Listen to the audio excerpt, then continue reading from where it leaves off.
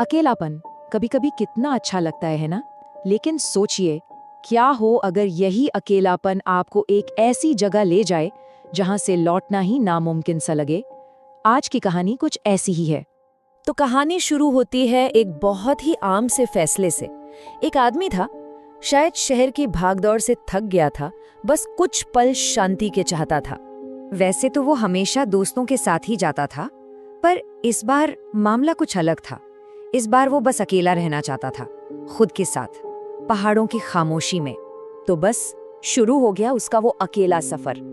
दिन का वक्त था, सूरज चमक रहा था और ऐसा लग रहा था मानो पूरा जंगल बाहें फैलाए उसका स्वागत कर रहा हो।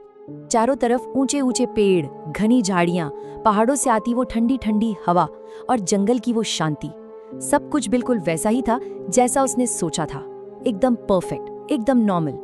करीब 8 घंटे चलने के बाद जब सूरज ढलने लगा तो उसने सोचा, चलो अब वापस चलते हैं। उसे लगा कि वापसी भी उतनी ही आसान होगी जितनी चढ़ाई थी, लेकिन वो बहुत बड़ी गलती कर रहा था। और बस यहीं से कहानी पूरी तरह पलट जाती है।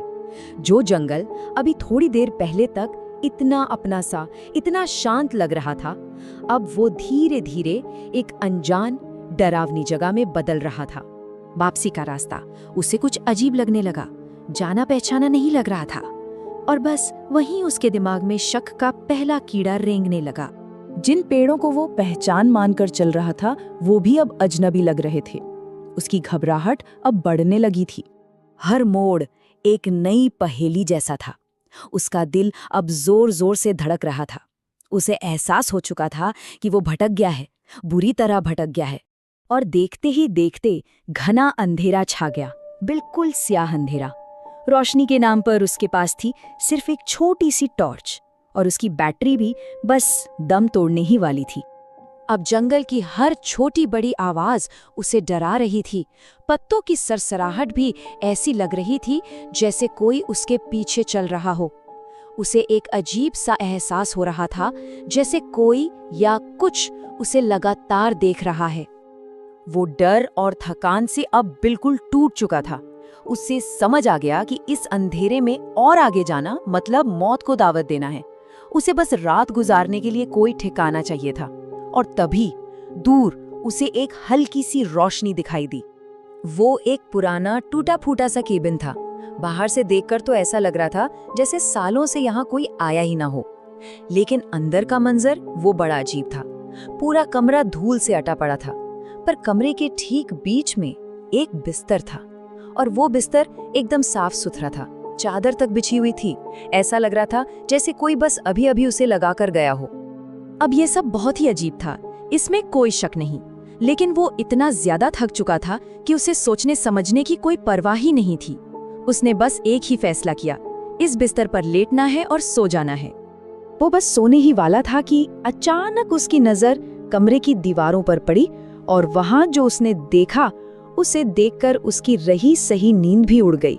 कमरे की जो दीवारें थीं, वो तस्वीरों से भरी हुई थीं, पर ये कोई आम तस्वीरें नहीं थीं, ये पेंटिंग्स थीं, अजीब अनजाने चेहरों की।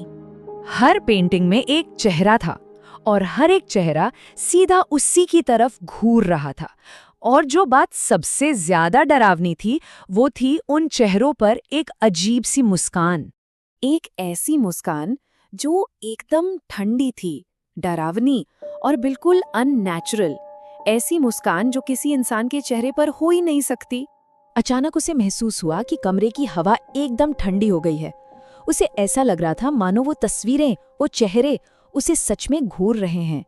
उसका डर अब अपनी हदें पार कर चुका था, लेकिन थकान डर से भी ज्यादा बड़ी थी, और आखिरकार डर पर थकान की जीत हुई और वो सो गया। अगली सुबह सूरज की पहली किरण जब उसके चेहरे पर पड़ी तो उसकी आंख खुली। एक पल के लिए तो उसे लगा जैसे रात का वो सब एक बुरा सपना था। उसने एक राहत की सांस ली। एक नई सुबह थी, एक नई उम्मीद। उसने सोचा, बस अब यहाँ से निकलना है।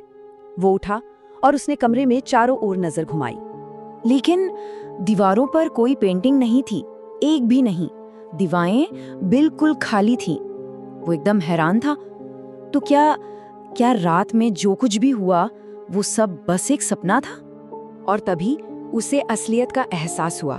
वो जिसे दीवारें समझ रहा था, वो दीवारें थीं ही नहीं, वो खिड़कियां थीं। कमरे में चारों तरफ सिर्फ खिड़कियां थीं।